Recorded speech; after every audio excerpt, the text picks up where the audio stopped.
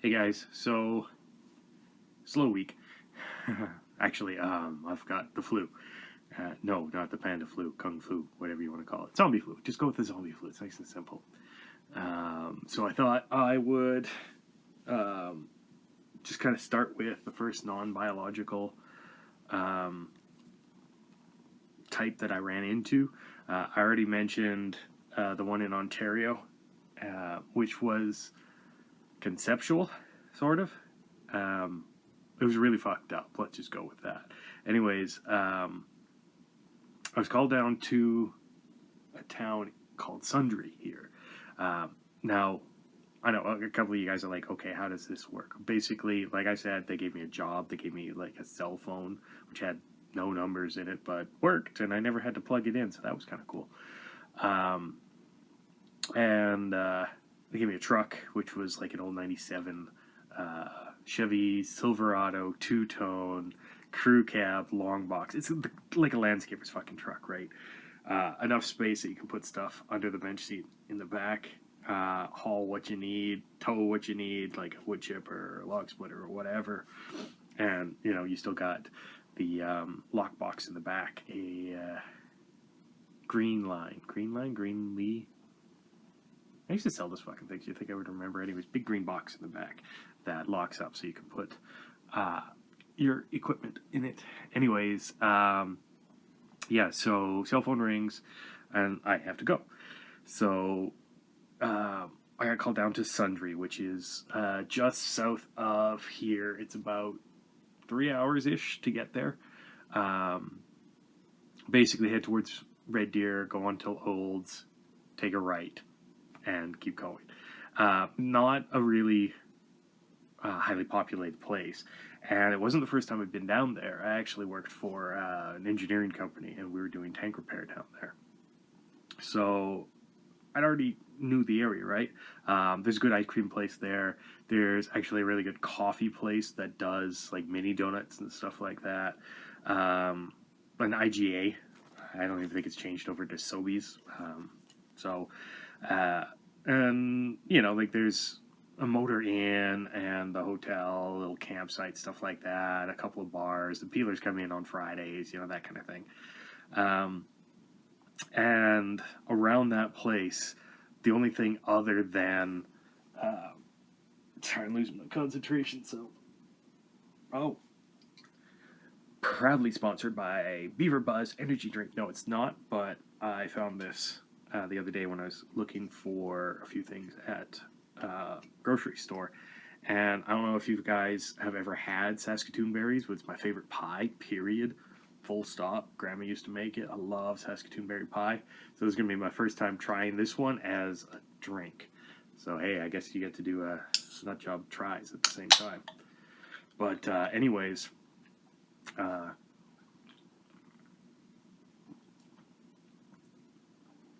oh, that's nice. Oh, mildly astringent like a Red Bull, but oh, that's really nice. It doesn't hit your gut like you want to throw up right away. Anyways, uh, the only thing other than like oil tanks and stuff like that, which are just further down the highway, and local hospital and you know stuff like that, and there's some sporadic settlements and stuff, um, is a compound for a group that, well, I mean, if you think of Alberta as kind of the redneck capital of Canada, it sort of makes sense in a very not good way. Anyways, it's for a group that shall remain nameless. What is Rose? Nazis. Right.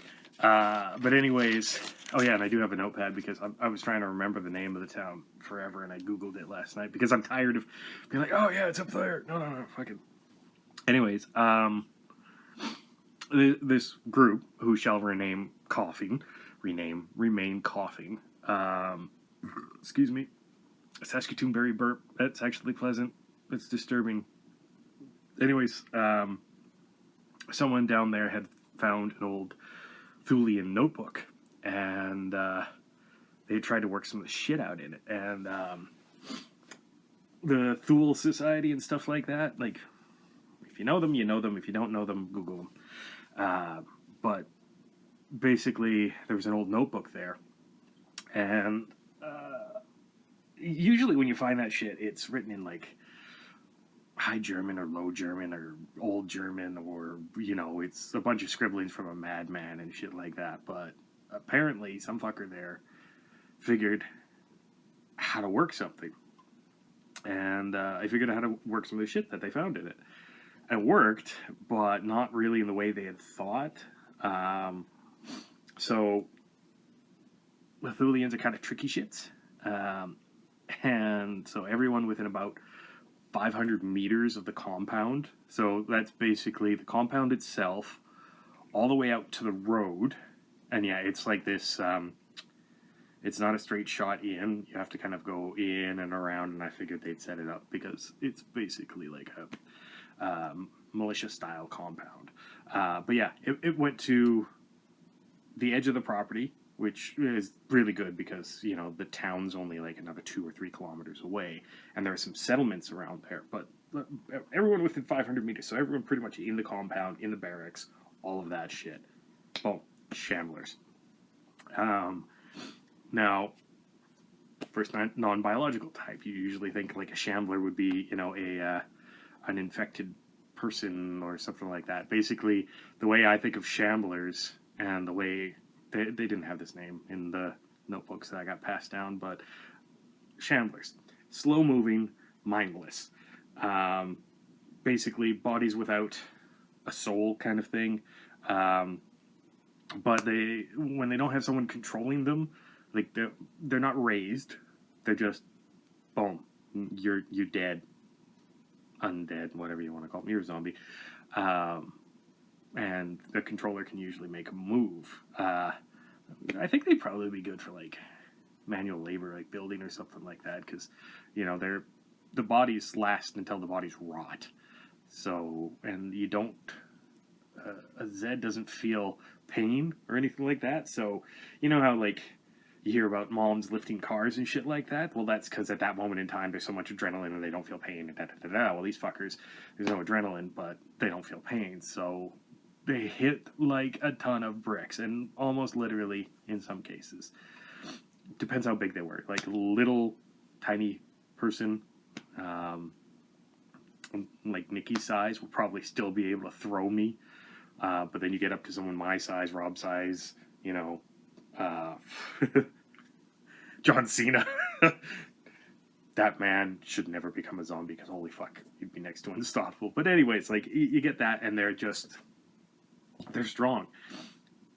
But when they're not controlled, they're mindless, like fucking fire ants, basically, like pissed off fire ants. So you can't just go barreling in, if there's more than like 10. Even when there's 10, they're not fast. They're not, there's no running shamblers. Those are called runners. But they'll home in on you and stuff like that. It's kind of the classic, these are kind of the classic zombies that you see in films and stuff like that. Not running, hard as fuck to stop. But these are the guys that, you kind of know how to take them out already. It's destroy the brain or remove the head, or in the case of shamblers, and sometimes in the case of raised too, stop the controller. So this case, the controller already got zapped into a shambler, so that was a little fucking hard to do. And it's not like just burning the book would have worked. Besides, those things don't burn. Bound in flesh or something like that. Bound in fucking Pyrex, as far as I can fucking tell. Anyways, there was about 20 guys on the compound at that time, apparently, and I guess some guys had gone into town and stuff like that. And I had arrived the night before. Like I said, people show up on Fridays. No, not a good show. Anyways, I was at the bar, and what's the best place to get information in any town? Unless you know the exact location, and I'm sometimes told the exact location, but I often have to find out shit myself. So all I get to know is, go to this location, something's happened. Figure it out. Usually screaming is a good indication.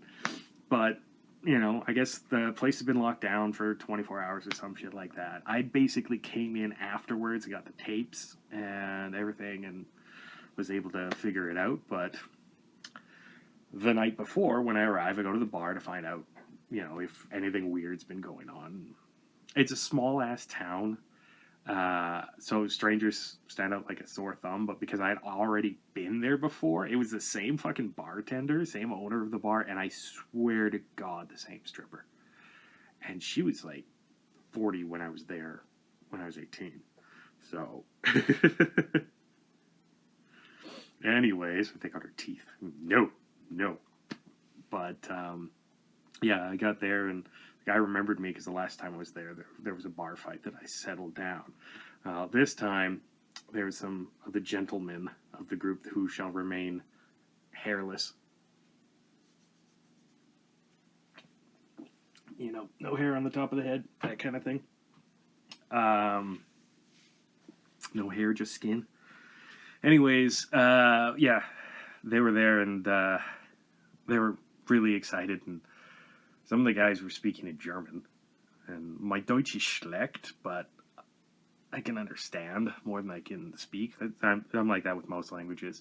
But anyways, fucking, some of them were speaking in German, and Thule comes up a couple of times, and like, mein Gott, shut up, that kind of shit. Most of them were speaking English. Like, I swear it was like 3 guys that were speaking German. They had this big fucking table to themselves, all drinking just piss beer. Absolute piss beer. Anyways, the bartender just tells me that, these guys, there's a few more of these guys in town, and that's about it. And I was like, all right, well, any, tank repair going on or anything like that, any hunting, So there's always poaching. Right around that area, there's usually a poacher somewhere. Anyways, no, that's it. Just these guys, and I figure, okay, fuck, whatever.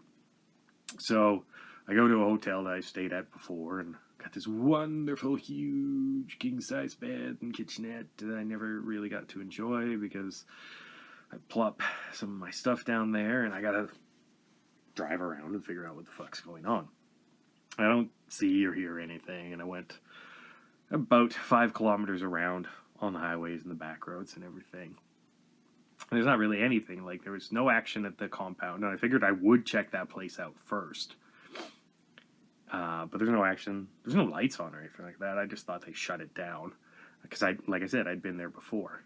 And I knew where it was. Drove around. I have a friend that lives relatively close to there. He's actually another YouTuber. So I had asked him, if there was anything. So I went by and talked to him for a little bit. And, yeah, so I get back to the hotel room. It's about 3 or 4 in the morning. And the phone rings again, and something else has happened. So, go to this place. So, I head over there. It's about 5 in the morning. The sun's just peeking up. And I get to the location, and I can finally see the shit that I couldn't see at night. I don't have night vision goggles, by the way. They're really fucking expensive. And no, they will not spring for them. No night vision goggles, no infrared. Some things I can expense, some things I cannot.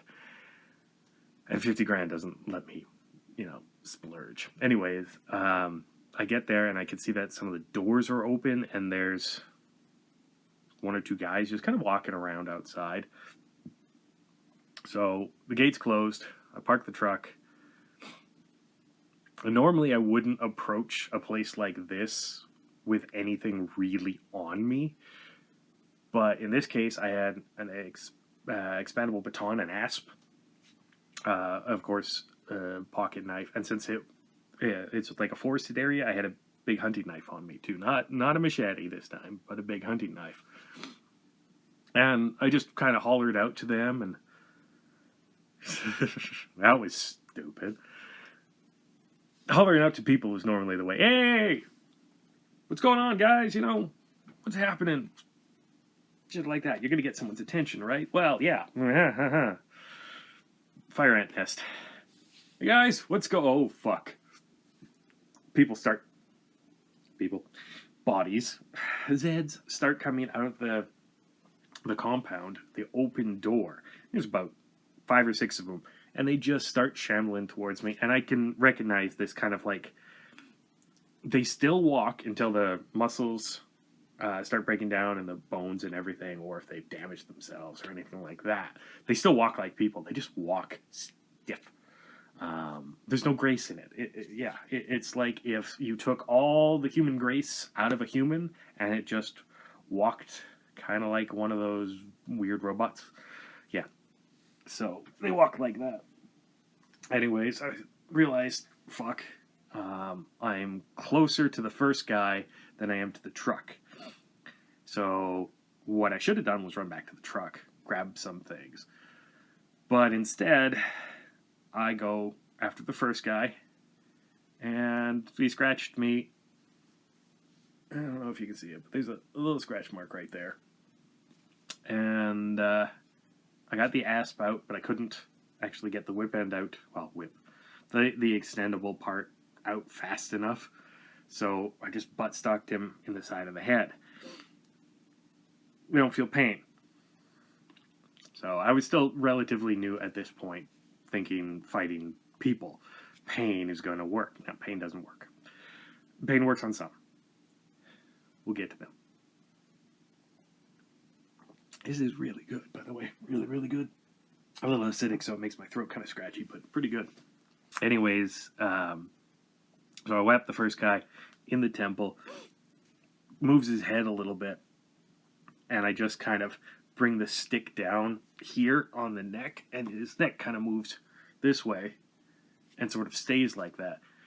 Not enough, but I shove. Then I book it back to the truck.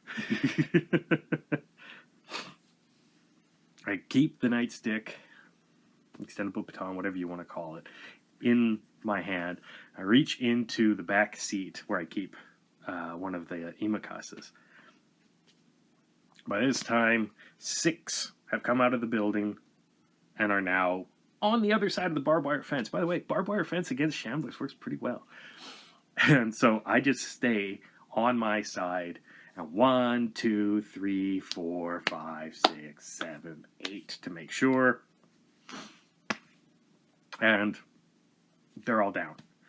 And I realize, okay, I'm going to have to do a little bit more. I got to go through the building, I grab a flashlight, a headlamp, because the lights were out the night before. Flashlight, a headlamp, a couple of glow sticks. I don't have like a tack suit. I have a fishing vest. Again, just like with having to carry a firearm around or like a gun stock or something like that, there's some things that I can carry around that are easier to explain. Oh, speaking of a gun stock, I do occasionally carry my gun stock war club. So, yeah. It's slightly easier to explain. But didn't have it on me this time. I had the asp, I had Imakasa machete, and I had my fishing vest, which had a couple of bangers, bear bangers and stuff like that, flares, chemical lights, bear spray and stuff like that doesn't work on shamblers, but they were in my vest. So anyways, I go in there, chem light, toss one into the open door. As it turns out, that one compound building, which is basically like, it's a big Quonset hut, pretty much. It's like a metal barn. It kind of looks like a metal dairy barn, pretty much. That's where everything had been going on. So in the middle of the floor, there's no more guys in there, by the way. In the middle of the floor is this weird-ass symbol in like salt and ash and white powder, and there's red bits here and red bits there. I can't read any of it. It's giving me a headache just staring at it. So I didn't really know what to do with it. Like, you know, normally I'd throw some salt or holy water or something like that on it and just fuck off. So I just kicked out the line and like the circle outside of it, because there's all these interconnecting symbols on the inside, and I swear some of it looked like Haitian voodoo. Some of it looked like some of the Creole stuff that my cousins used to show me. Some of it looked like Akkadian words. I swear there was Inuit thrown in there. Like it was an insane jumble. And this circle's like 6 meters around. Like, sorry, the diameter is 6 meters across. So it's huge. So I just kind of started scratching out the circle. And that worked for whatever that was, but it got everyone else's attention. And like I said, there were about 20 guys there. So I start hearing they still got lungs, but they don't need to use them. But I think there's some sort of atavistic part of the brain that still works. So, like a loud. I can't really do it justice, but it's like, I guess it's like if you had a really, really, really painful shit and you just had to get that out. That's as close as I can come. So I head outside and I can hear where it's coming from, and I can see the door of their like a little barracks. It's basically like it kind of reminds me of a ranch house with where the ranch hands stay attached to it. That's basically what it reminded me of. And you can see one of the doors is just kind of moving, mindless, right? Doorknob. No. Not unless it's one of those like handle style ones like Vancouver's making people use. And then, you could just your way out. I suppose unless the deadbolt was done up. Anyways, the door is moving. I realize I don't want to fuck with that part. So I go to the other aspect of it, the ranch house part. Leave the barracks alone, go to the ranch house part. There's not really any noise coming from in there.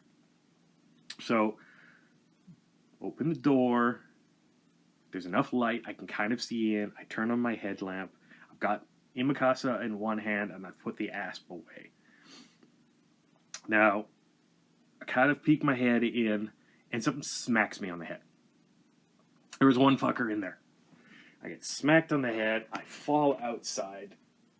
Hey, you can't see me, but I fall down. And this fucker's just right on me. Right here. Strong as fuck. But I've lucked out. Here, I'll use my monopole to kind of show you. I've lucked out because as I was entering, I fucking fall like this. And so I've got this. Well, it's me, right? You know how sharp my imakasas and my machetes are. In front of me, I pinch it like this. The fucker's right here. And I've got it right here. And I push as hard as I can. I get about 2/3 of the way up, and then I have to do this. Ugh. Oh my god. There's still, like, juice and stuff inside them. Blood. Yeah. Fucking gross. If you've ever gutted an animal or anything like that after hunting, imagine that, but just on you. On you. The bear's blood was almost less gross. Anyways, finally, sever the spine. He goes limp. Move him off to the side. Wiggle the fucking imakasa out because it was stuck in the vertebrae. That's something they don't tell you about. And I go inside. There's a separate door to the ranch house. And that door's moving a little bit too. So basically, I think they've heard me. Whatever fuck I did to that spell got them really riled up. They've heard me in the house, probably, and they're going to come through. So I grab a chair and I jam it up against the door.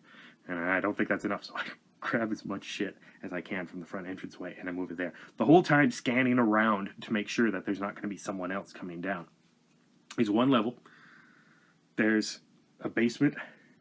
I clear the top floor first. I lock the outside door, by the way, which is something I normally wouldn't do. Lock your only way out.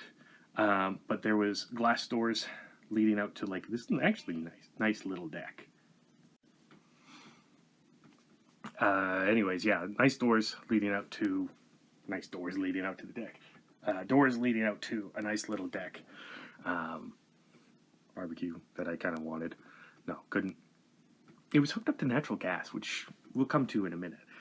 Anyways, I clear the main area. I've still got the barracks to deal with, but what I do after I clear the main area, they have a baby gate, which kind of freaked me out, thinking there was a baby there. But as I was going through the house, I didn't find any evidence of a baby, and I wouldn't think they'd be in the ranch area, or the ranch house, kind of the barracks, the ranch hand barracks, the word I'm trying to remember more this time. Anyways, there was no evidence of baby, no toys. When I saw the baby gate, I checked the fridge, all that stuff. There is no evidence of a baby. But there's baby gate. What the fuck? I don't know. Maybe some of the boys don't know how to operate a gate. But yeah, either way, I open it and I go downstairs and close the baby gate. I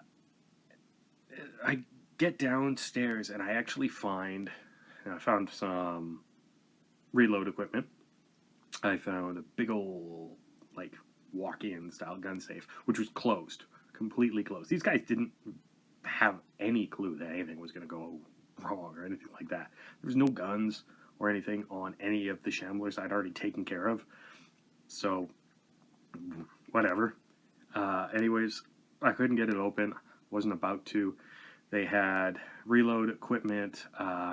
There was some black powder rifles that were in pieces, and there was some FFF grade black powder, really, really super fine shit. Cordite, you know, all the stuff you need for reloads in a cabinet, a glass cabinet. And there was a room that was obviously their security room. And they had this place fucking wired up. Everywhere had cameras. You could see cameras in the compound area that they had their little zombie raising at. The cat's doing something weird. Give me a sec. Sorry, she was sniffing at something that wasn't there. Maybe she's got the zombie flu too. Oh, she's fine. She's giving me a dirty look for looking at her. Anyways, excuse me. Saskatoon berry. Anyways, I go through there. There's not even videotapes, because obviously that's a little bit old. But there's hard drives hooked up to all of these cameras. So I grab all these hard drives and I stuff them into my little vest. And I realize I don't know how many guys are in that ranch hand area, but I do need to clear it. And I've got cordite. I've got black powder. I've got flares. And I'm a cautious person. So I burnt the house down. And at the same time, the natural glass barbecue went up. And yeah, it was actually the first chance I'd had to fully clear an area. So yeah. And like I said, that Thulian notebook didn't go up at all. I had to go back out. I burnt down the entire compound, just so you know. There was gas and diesel. They had their own generators. It was actually pretty easy to do after a while. Grab the notebooks. I've got the hard drives. Going over the hard drives afterwards, they tried this thing at about 3 in the morning. And yeah, you could actually see the surprise on everyone's face when they all went poof. So yeah, like I said, Canada's great, except for the and the zombies.